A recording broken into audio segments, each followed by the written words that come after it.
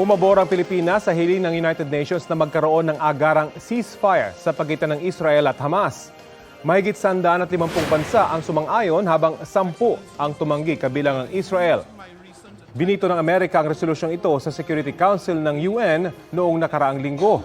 Pero inadapt ito ng General Assembly kung saan walang veto powers ang Amerika. Hiling din ng resolusyon ang pagpapalaya sa mga bihag ng dalawang panig. Tinatanggap naman ng Hamas ang desisyong ito ng UN. Hinimok din nila ang international community na patuloy na bigyan ng pressure ang Israel na sumunod sa resolusyon. Kapuso, alamin ang maiinit na balita. Bisitahin at mag-subscribe sa GMA Integrated News sa YouTube. Sa mga kapuso abroad, samahan nyo kami sa GMA Pinoy TV at sa www.gmanews.tv.